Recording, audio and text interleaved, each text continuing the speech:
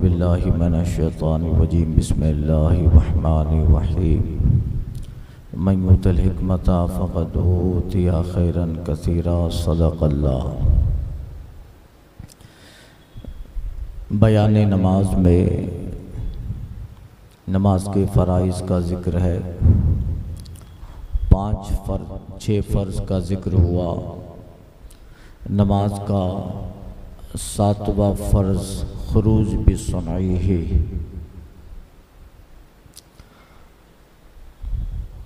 यानी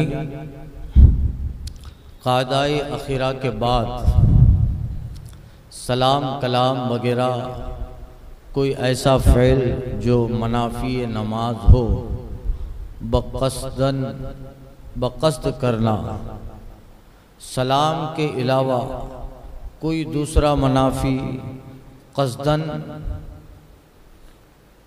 हो नमाज वाजिबुल इआदा हुई, और बिला क़स्द कोई मनाफ़ी नमाज पाया गया तो नमाज बातिल। यानी खुरूज बिस्सुनईही नमाज का 7वां फ़र्ज़ मतलब कि सलाम के ज़रिया नमाज से बाहर हो जाना, सलाम के ज़रिया नमाज से बाहर होना। क़ादाए अखीरा के बाद सलाम कलाम वगैरह कोई ऐसा फ़ेल जो मनाफ़ी नमाज हो बक़स्द करना, मगर सलाम के अलावा कोई ऐसा अमल जो मनाफ़ी हो क़स्दन नमाज में हुआ, नमाज वाजिबुल इआदा, और बिला क़स्द तो नमाज बातिल। मतलब मसलन बक़द्र तशहुद के बैठने के बाद, अब इसकी ये पूरी कंडीशन है वो सुन ले। नमाज से सलाम के ज़रिया बाहर हो जाना, अगर सलाम के अलावा कोई ऐसा अमल जो नमाज के मुनाफी है अगर कसदन पाया गया तो नमाज वाजिबुल इआदा हुई, और अगर बिला कसद को ऐसा काम हुआ तो नमाज बातिल हुई। मसलन अब सब सूरतें बता रहे हैं। तशहुद, बक़द्र तशहुद बैठने के बाद तयम्मुम वाला पानी पर कादिर हो गया, तयम्मुम से नमाज पढ़ रहा था, तशहुद की मिक़दार बैठने के बाद पानी पे कादिर हो गया, या मोज़ा पर मसे किए हुए था और मुद्दत पूरी हो गई। मुकीम के लिए 1 दिन 1 रात, मुसाफिर के लिए 3 दिन 3 रातें मोज़ा पर मसा है। मसा अलल खुफ़ैन के बयान में ये अर्ज कर चुका था मैं। मोज़ा पर मसा इसका बयान गुजर चुका।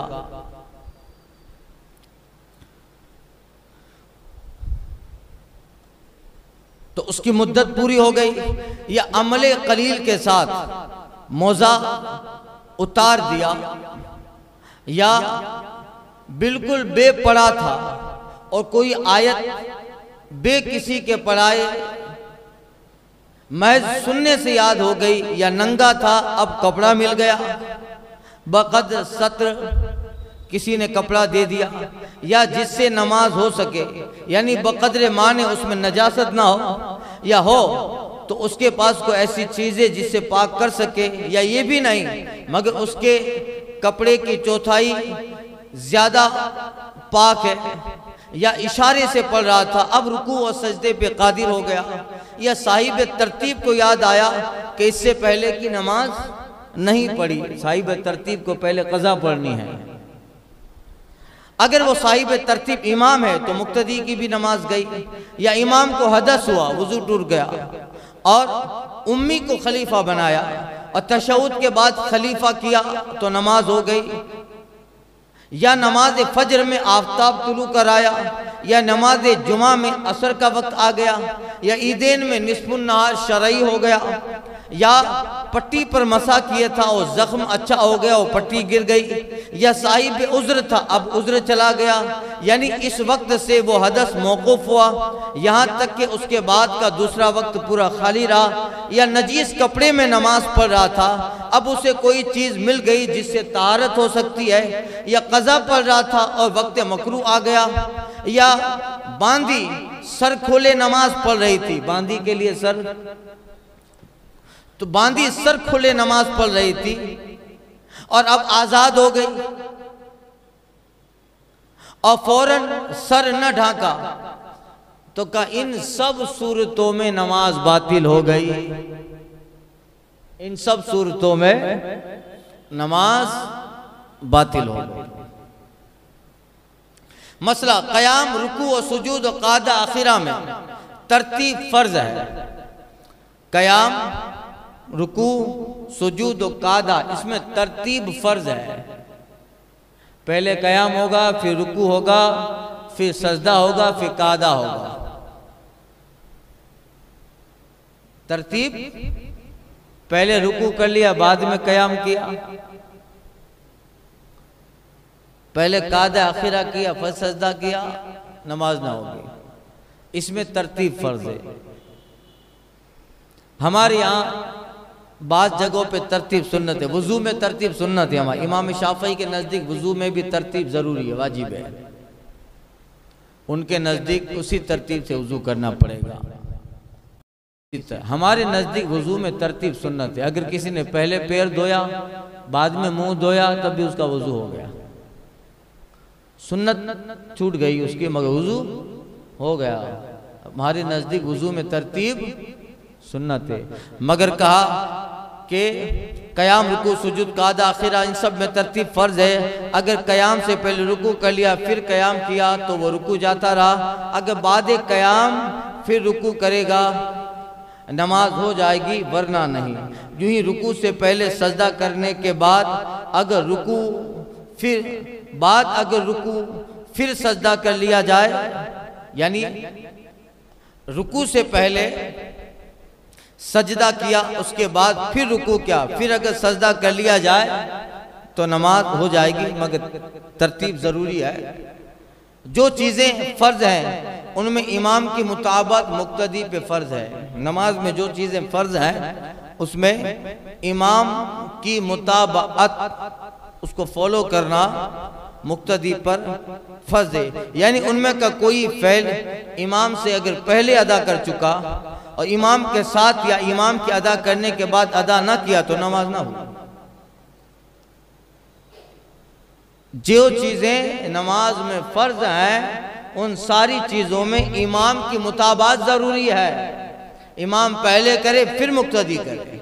तो अगर कोई चीज़ उनमें की इमाम से पहले अदा कर चुका और इमाम के साथ या इमाम के अदा करने के बाद उस चीज़ को अदा न किया तो नमाज न हुई, तो नमाज न हुई।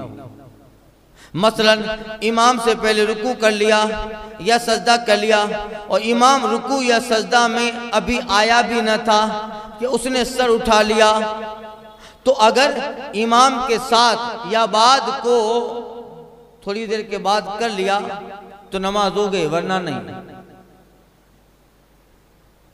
इमाम से पहले रुकू में चला गया, इमाम से पहले, अब इमाम के रुकू में जाने से पहले ही उठ गया तो नमाज ना हुई। मगर ये पहले चला गया, बाद में इमाम आया, बाद में इमाम रुकू में गया, तो अगर इमाम के साथ या इमाम रुकू कर चुका उसके बाद फिर इसने रुकू किया और बाद में फिर इमाम के साथ हो गया तो नमाज हो गई, वरना नहीं होगी। तो नमाज, समझ गए मसला? अक्सर ये होता है, ये समझ गए? तो ये इमाम की मुताबात फर्ज है। जो चीजें फर्ज हैं उनमें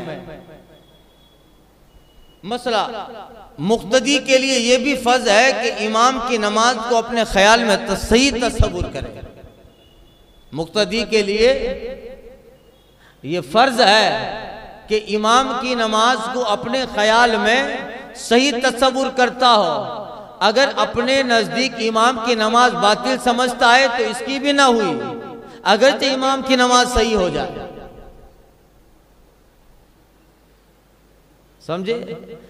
पीछे नमाज पढ़ने वाला ये तसव्वुर करता हो कि इमाम की नमाज हो गई है, हो जाएगी, सही है,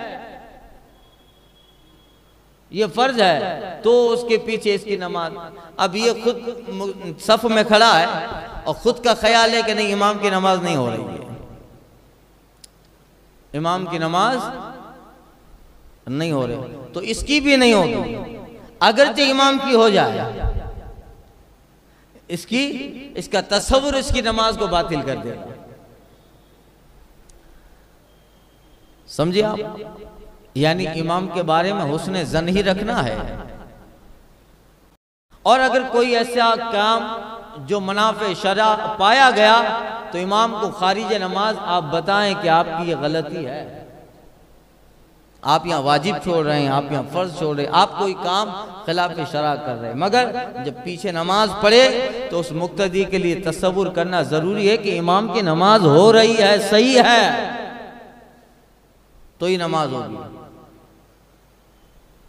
इससे बहुत सारे मसले हजरत ने आसान कर डाले, एक मसले से बहुत सारे मसाइल आसान हो गए। आगे आ रहा है नमाज के वाजिबात, फिर नमाज की सुन्नतें और नमाज के मुस्तहबात, नमाज का बयान, तीसरे हिस्से, और फिर क़िरात का बयान। बड़े अहम अहम मसाइल इंशाअल्लाह जिक्र होंगे। कल से वाजिबात सलात अर्ज़ करता हूँ। अल फातिहा।